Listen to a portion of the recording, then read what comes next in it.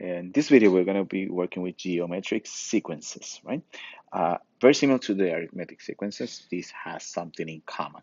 In this case, it's a ratio, right? Because now we are multiplying one number, the previous number times that ratio, and it's going to be give me the second one, right? So first, I want to determine if that sequence is a geometric sequence.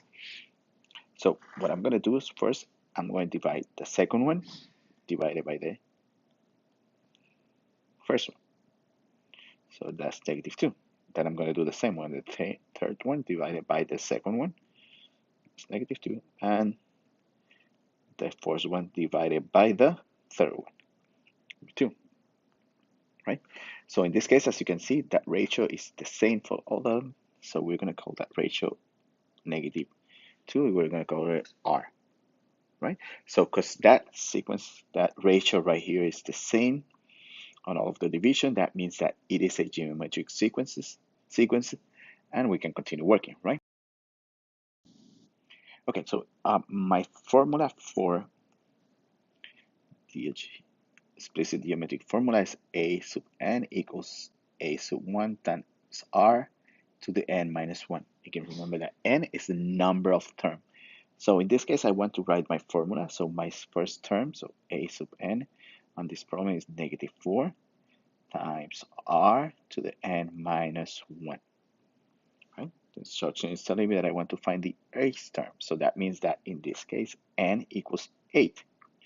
So the eighth sub 8 term is going to be -4 times -2 to 8 minus 1. So that means that up here on my formula, I can rewrite that r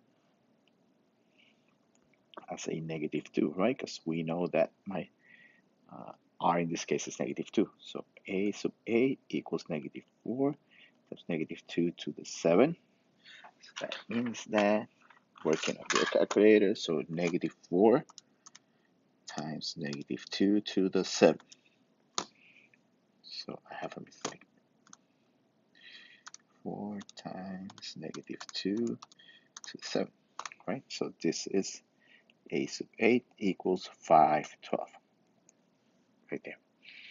On this type of exercise, it's very important that you be very careful with those parentheses when you're writing on your calculator, right? Because if I write it without a parenthesis, the calculator is going to read that I'm just raising to that exponent the 2 and then multiplying that times a negative number. So it's very important that you write those parentheses. Okay, so let's see the next one. So number 2. Again, I'm going to start by dividing the second one divided by the first one. So this is +2. The third one divided by the second one. This is +2. And the fourth one divided by the third one. So in this case, it's 4 divided by 4. So it's 2. Again, it's the same. So the ratio here is 2. My formula, a sub n equals, by first term, -1 times 2 to the -1. Okay. So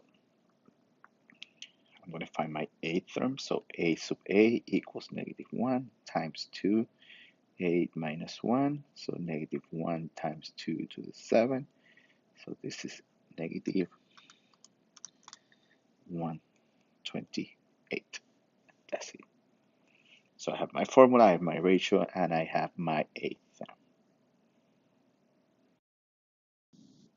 Okay, so on the next part is saying, given the explicit formula for a geometric sequence, find the common ratio and the term name in the problem. So in this case, the ratio is not hard because I have an explicit formula. It's a little bit hard when it's recursive, right? Because in this case, r is just 3. That's it, right? So to find the term number 10, so I'm going to substitute 10. So -2 times 3 to 10 minus 1. So -2 times 3 to the 9.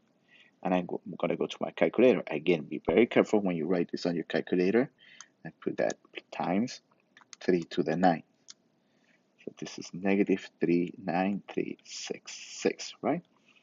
Following all the operation, remember that I'm going to find first what's 3 to the 9, and then I'm going to multiply times 2, times -2. Okay, so this next part is saying, given the first term and the common ratio of a geometric, right? So that's very important, right there is telling you that it's geometric. Find the first 5 terms. So that means that my first term is -3. So then I'm going to multiply that times 6. So that's 18, -18, right? -3 times -6. My next term, I get a multiplying times 6. So that means that this number is -108. Again, times 6. This is -648. And times 6. So this is the same as -3,888. So I have 1, 2, 3, 4, 5 terms. So solve that exercise. Okay. On my next one, again, I'm going to start writing by 4, then times -4 because it's a ratio. So my next one was -16 times -4. So this is 64 times -4. That's -256 and times -4. So last one is